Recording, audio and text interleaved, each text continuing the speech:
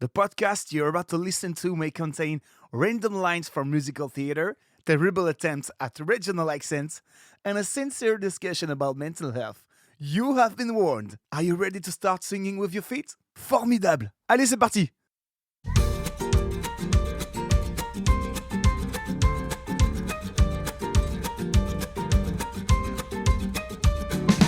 Non, nous ne sommes pas fous, nous ne sommes pas ivres, nous sommes juste dans la joie.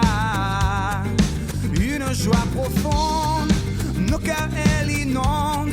Cette joie, elle vient du ciel. Non, nous ne sommes pas fous. Welcome to Sing With Your Feet, the podcast in which we actively invest in our ideal lives 15 little minutes and 4 little questions at a time. The podcast in which it's not against the rules to say nice things about ourselves because we are the only ones who know exactly what we need to hear, making us the best equipped people to say them. The podcast in which we give our active, enthusiastic approval to our bodies as they are now, even when they may not be exactly how we've always dreamed they would be. My name is Lily Fields, and I'm going to be your fairy godmother for the next half hour or so. Now, before I let you start objecting to anything I just said, I want to tell you of something very special that your favorite fairy godmother and wicked stepsister are going to be doing.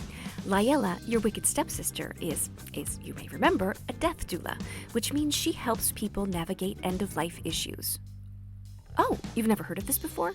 Well, rest assured, I hadn't either until LiElla showed up in my life. But it's a real thing, and it's something LiElla is uniquely gifted for. To that end, she has organized something called a Death Café. She'll tell you more about it later, but I just want you to go right down on your calendar.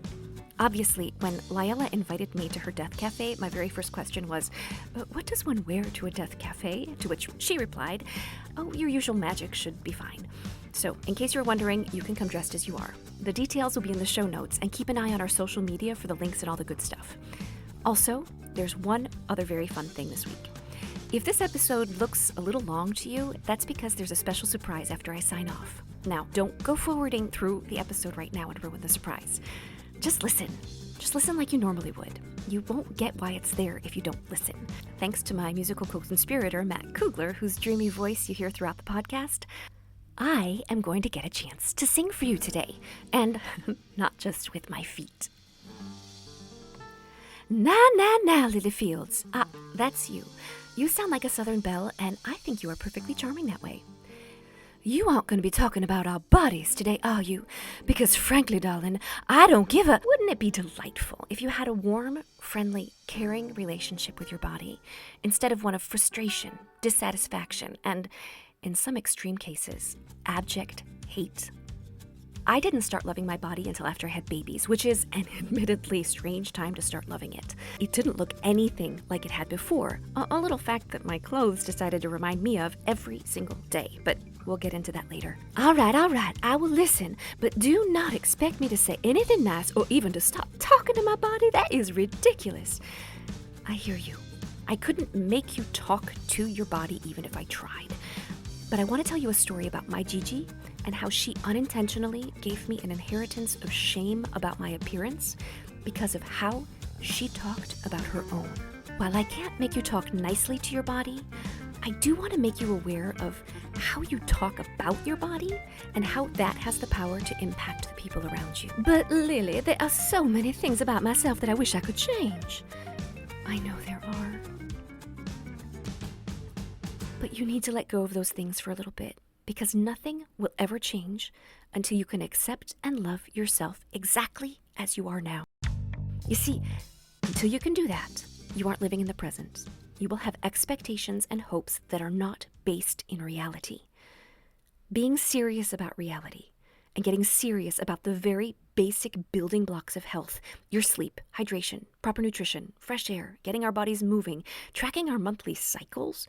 If we are so busy projecting ourselves onto a way that we want to look, we will overlook these all-important elements, often rejecting them as immaterial when they are the very foundation on which our bodies rely to be healthy. But before we start giving our bodies some love, I just want to put this into context. Today, we are looking at our first ideal life theme. Over the next few weeks, we are going to be looking at a lot of different themes of our ideal life. The idea with this first go-around is to get you thinking about where you are starting in this category or this theme, and it's done with 4 easy questions. What's working? What isn't working? What do I need to think about? And what can I do today to make a small difference in this area of my life? The first time around can be challenging. It's challenging for one because so many of our ideal life themes overlap, so it's hard to identify what's at exactly the heart of a category. If it seems hard, then my rule of thumb is to just take what is at the top of your mind, but to always answer each question, even if the answer is only, everything's going swimmingly in this category, or the not-so-sunny version, absolutely nothing is working in this area of my life.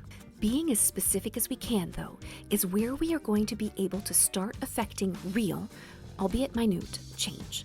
Being specific about what isn't working is going to help us question what we are doing that isn't helping the situation, and help us start asking the questions about how we can make things more smooth. The question, what do I need to think about, is the one that invites us to start singing with our feet for this category of our life. The question invites us to reflect on what we might have read in a random bit of article, or heard maybe on the radio, or in a conversation that we've had with someone. Oftentimes we hear or we read something that intrigues us, but because we get so busy, we never take the time to pursue it. So this question opens up the floor to become curious. Sometimes this question might require more than just 5 minutes that you take in the morning. So if you have a few seconds here or there throughout the day, instead of checking Instagram, you can try to find that NPR report that you heard, or try looking up that author that your friend mentioned. With this question, we are opening ourselves up to the possibility of positive change. With the last question, we're simply setting ourselves one small goal, one tiny thing that we can do today to get us closer to our ideal life for this category. One tiny thing may not seem like a ton of progress, but any progress, as far as I'm concerned, is good progress, and it is something to be celebrated.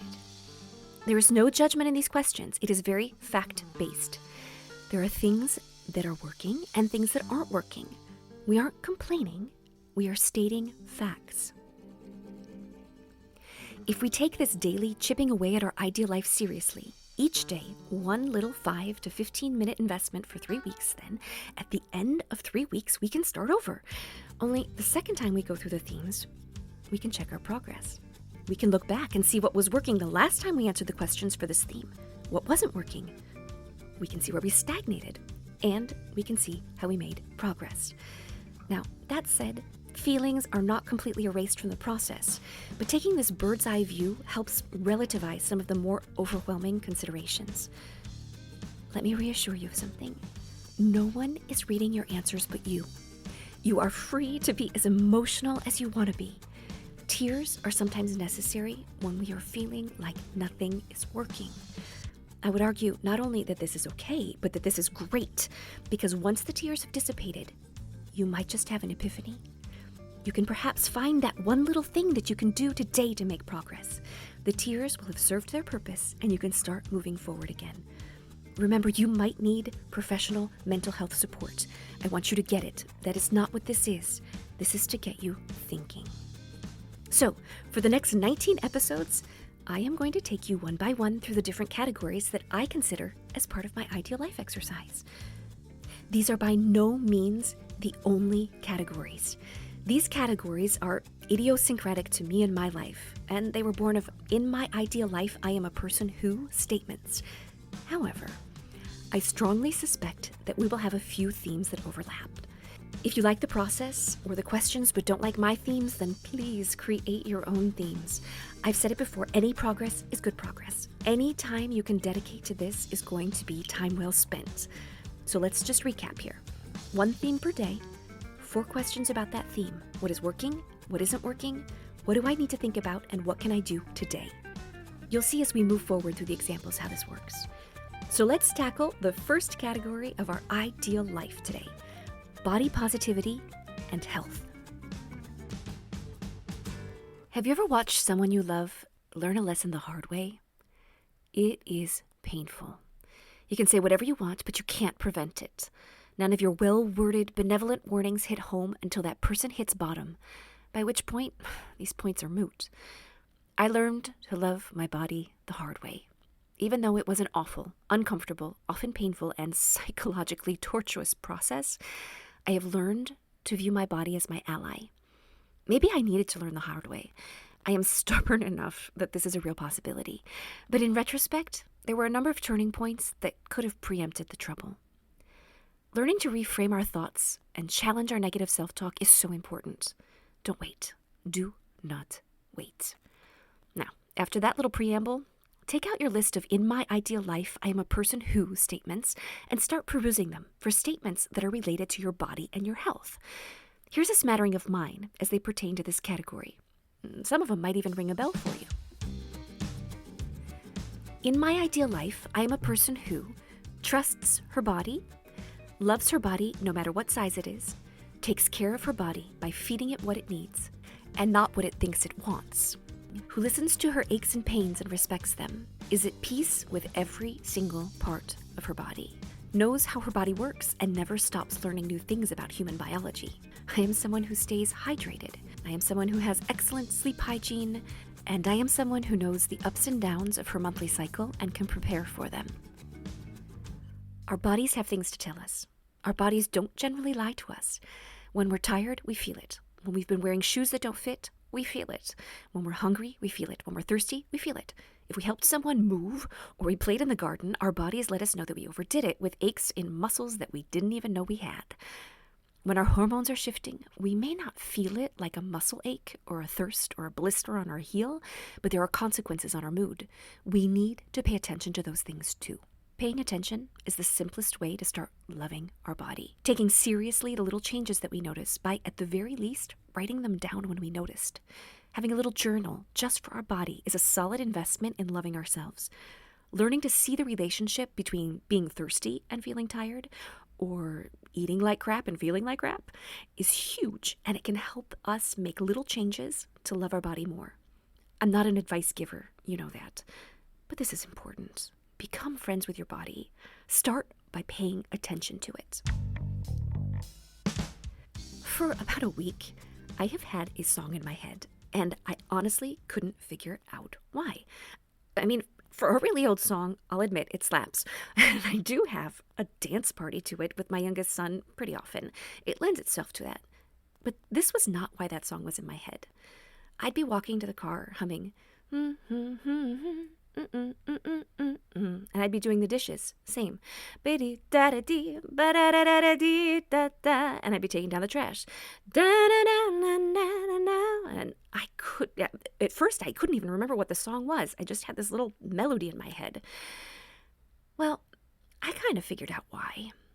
I was remembering something that happened a couple of years ago. Tell me if this has ever happened to you. You're going through a box of paperwork that's been shoved in a corner forever, and when you open it, you find an envelope full of photos. You know, from back in the day when we used to take our film to Kmart and get it developed, and we used to have to wait a week to get the real pictures back. So you open up the envelope, and it is from more than 20 years ago. It's probably even closer to 30 years old. In my example, the photos were a smattering of high school photos.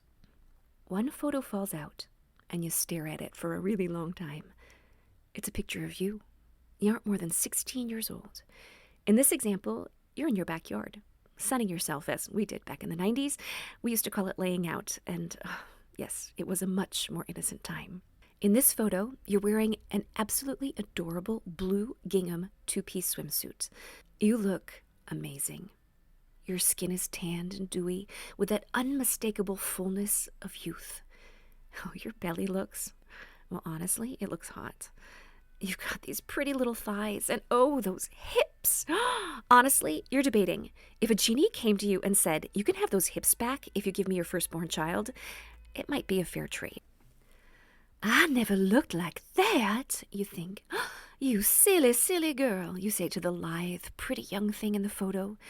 An urge overtakes you. You want to reach into that photo, grab that girl by her pretty round cheeks.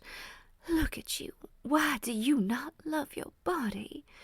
Because you know exactly what that girl thought of her body. She found fault with every single part of herself. Those cute little thighs, that pretty tummy. She hated them for some very specific reason that escapes you now. Don't it always seem to go? Why weren't we more appreciative of how young we were? How pretty or how in shape we were in the moment? I can tell you why I wasn't appreciative. I was comparing myself to what I saw in the teen magazines that I read with abandon. I was comparing myself to people who didn't look anything like me, who had body types that were nothing like mine, not to mention that were probably airbrushed and tinkered with. I was always trying to compare myself to something more perfect. And you know how I feel about the word perfect. So no matter how young or in shape or pretty we might have been, what we see in the mirror never pleased us. This category feels really urgent to me, not because of where I am in my journey, but because of where you, that one listener who needs to hear this feels like a moral imperative. Listen to me very carefully. You need to start loving your body immediately. You need to undertake to fall in love with what you see in the mirror. You need to undertake to trust your body, to know how it works, and to love it no matter what you think it looks like. You need to stop comparing what you see in the mirror with what you see on social media. Here's why. Your body is going to be with you until your final breath. There are seasons of your life where your body is going to be your only ally, your only hint that something isn't right. Your insomnia, your heart palpitations, those are not simple inconveniences. They are your body signaling to you that something is going on deep under the surface. You need to trust that your body knows things that you don't. Your body is going to change as you get older. Even if you never have children, there will be changes. After the upheaval that is children, there is going to be the upheaval that is middle age. And then there's the upheaval that is menopause. If you don't love and trust your body now, then these changes are going to compound your misery. This is urgent not because of what anyone else, spouse or stranger alike, thinks of you. This is for you. If our self-worth is measured according to standards set by others, then we will never measure up. Don't it always seem to go that you don't know what you've got till it's gone? For all the ways that I like to say you need to take care of future you, by doing things like mise en place or doing the little things that only take 1 minute and can feel like you've finally taken a rock out of your shoe, for all those, there is one thing that future you can do for you right now. Let's time travel a little bit.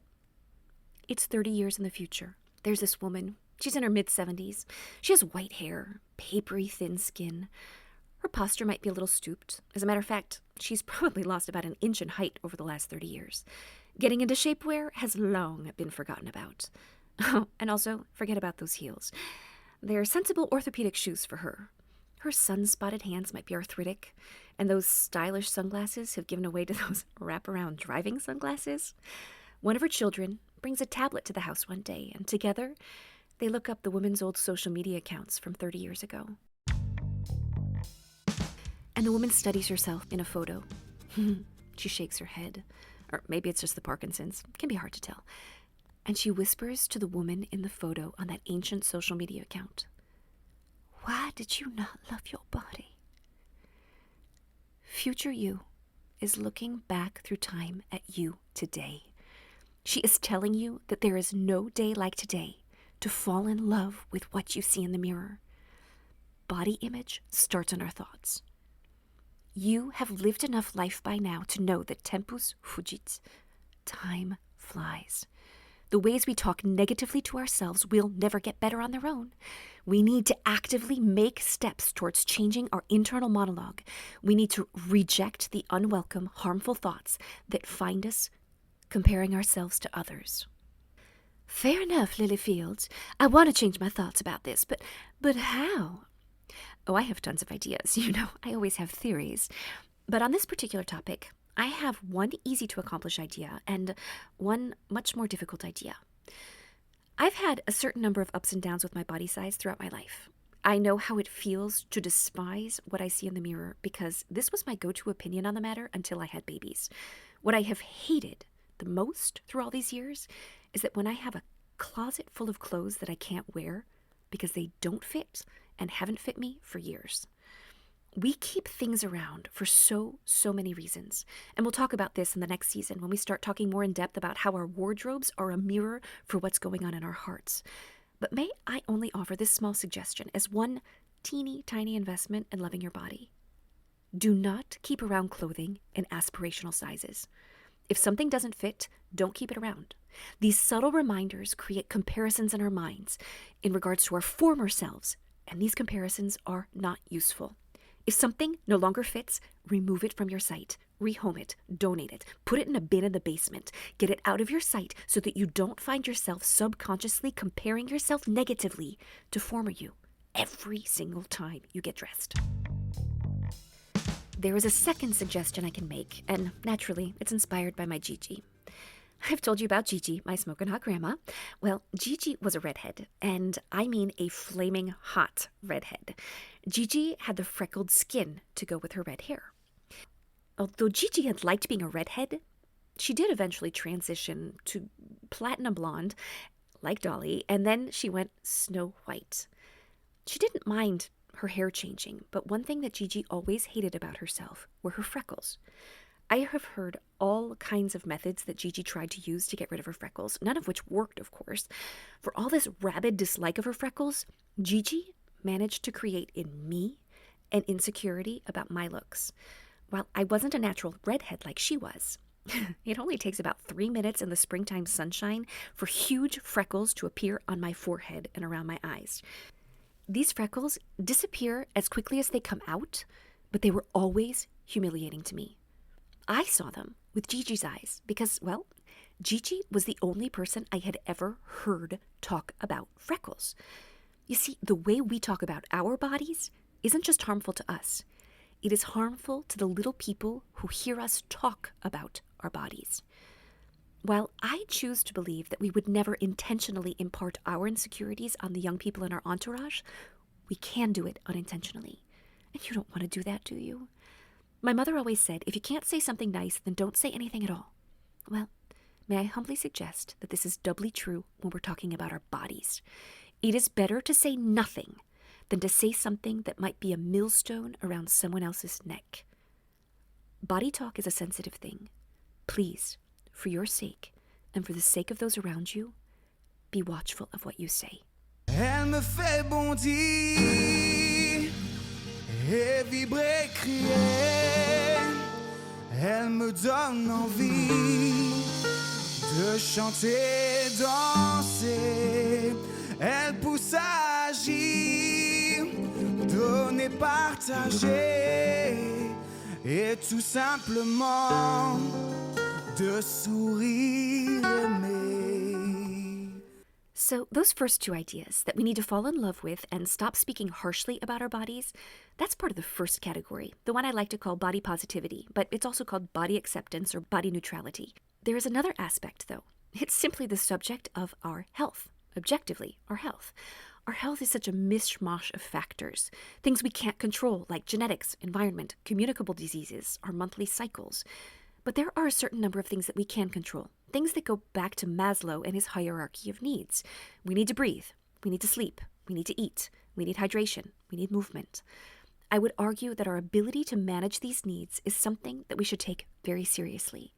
With so much being out of our control, we really should at least be serious about those basic needs. What's great about those things is that they're relatively easy to track. Even our monthly cycles are something that's easy to keep track of. As a matter of fact, a while back on the blog, I wrote a few articles that I'm going to link to in the show notes about the building blocks of women's health, and tracking our periods is one of the biggies. Keeping track of measurable things, like how much water we've had, how much sleep we've gotten, well, it's going to help us set goals to improve in the ways where we're lacking. And this can help us make better decisions for ourselves. When it comes to our bodies, each one of us is painfully aware of the decisions that we make that are not good for it. All right, well, you've heard me go on about this for long enough. Your wicked stepsister LiElla is here. She has a few things to say about our health and our bodies, too. LiElla, the floor is yours.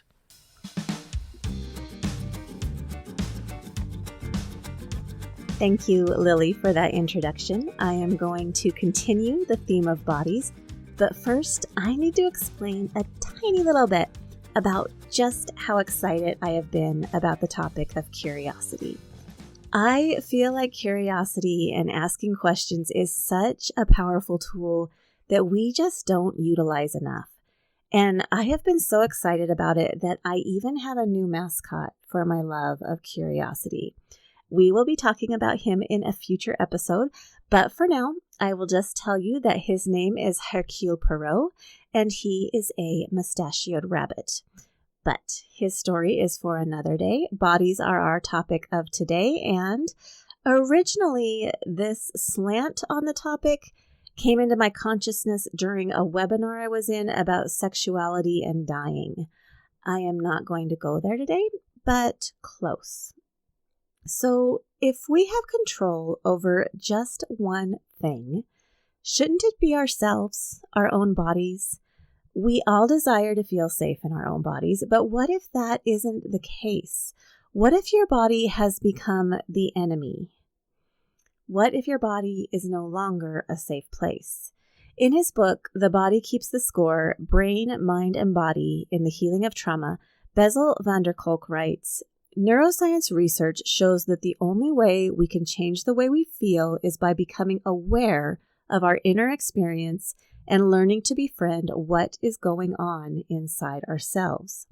Once you start approaching your body with curiosity rather than with fear, everything shifts. So back to the idea of not feeling safe in our own bodies. Here is a hypothetical of what I'm talking about. Imagine, if you will, a woman is diagnosed with breast cancer. She is treated aggressively. Her hair falls out. Her body is scarred by mastectomy. She has been poked, prodded, tested, scanned. She grows numb to the seemingly endless medical procedures as if it is not even her body anymore.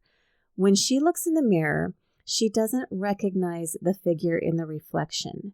She finds it difficult to recognize the person that she is or used to be and reconcile that with the body that she is currently living in. So it becomes easy to separate emotionally from that battered body. Terminal illness, injury, abuse, trauma, even the aging process, all of these things may lead to us separating ourselves emotionally from our bodies. We could become scared of our own bodies. Fear does not encourage curiosity. Fear dampens curiosity. When we are scared, we fight, we run, or we freeze. There is no time in there for curiosity. So way back around the year 400, Augustine of Hippo made this observation. People go abroad to wonder at the heights of the mountains, at the huge waves of the sea, at the long courses of rivers, at the vast compass of the ocean, at the circular motions of the stars, and they pass by themselves without wondering. Augustine pointed out our default mechanism, avoidance. Avoid pain at all costs. Focus on anything else, anyone else. Detach yourself, numb yourself, stop being curious. Yes, those are all options when we face painful circumstances. But in all my death doulaness, I'm going to suggest another way. Remember the ideal life exercises and my alternative ideal death exercise? The purpose of those exercises is to encourage curiosity, to encourage engagement with your life, whatever your life is handing you at this moment. Get curious about yourself. Take time to observe what you're feeling physically and emotionally. What is happening in the person-sized world you live in? What makes you feel safe? What makes you feel unsafe? How do those feelings impact your actions?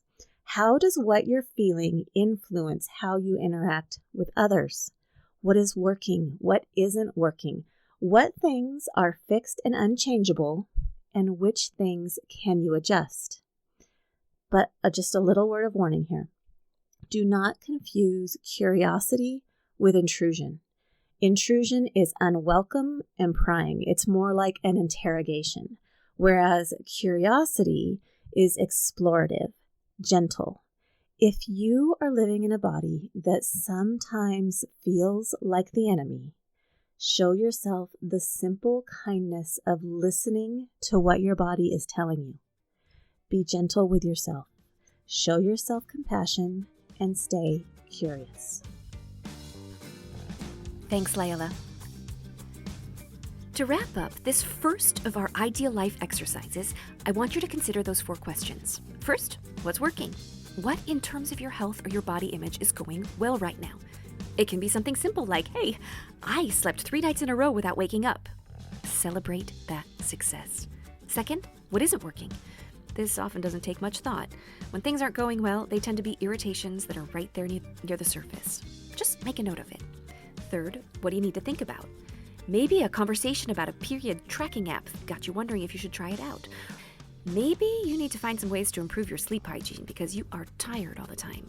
And lastly, what can I do today to improve this area of my life? Do you know that one thing that I did last time I covered this category? I downloaded a baby sleep tracker app, the kind I used to use when my kids were babies. Only this go around, I'm tracking my own sleep. You see, only with hard data about my actual sleep habits can I figure out how to improve my sleep hygiene. By committing to doing one teeny tiny little thing, we're making progress towards our ideal life. And remember, we want progress, not perfection.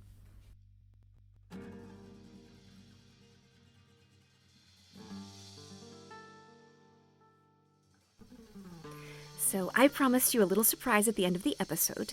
If you hang around to the end, you're going to hear Matt Kugler on the ukulele and yours truly singing Big Yellow Taxi. The next time you're having a negative thought about your body, I want you to imagine your fairy godmother here in Wonderland bopping it out to this song. Stick around, it'll play at the end. I'd love to hear from you. Hear how you are doing on your Ideal Life exercises. You can reach me by email, lily@lilyfieldschallenge.com. That's Lily, Lily. Or on social media at LilyFieldsChallenge on Instagram. You can also follow the show on Instagram or on Facebook at Sing With Your Feet. I want to give a great big thank you to 7 Production here in Mulhouse, France for the use of the song La Joie as the intro and outro to the program. A great big thank you to Claude Ekwe, who wrote that amazing song, La Joie. And of course to Matt Kugler, who has lent his voice to it. Also, Matt, hey, thank you so much for insisting that we put this little number together. Well, this is your fairy godmother signing off. I just want you to remember, it is never too late to start singing with your feet.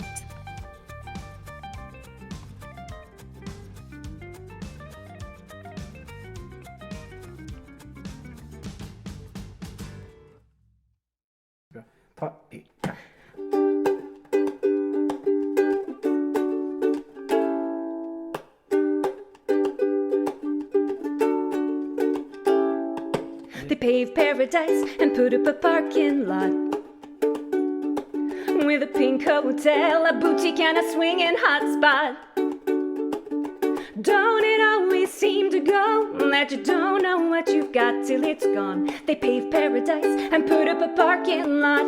Ooh, bop, bop, bop, bop. They took all the trees and put them in a tree museum. And they charged the people $1.50 just to see them. Ooh, don't it always seem to go that you don't know what you've got till it's gone? They paved paradise and put up a parking lot. Ooh, bop, bop, bop, bop. They paved paradise and put up a parking lot. Ooh, bop, bop, bop, bop. They paved paradise and put up a parking lot.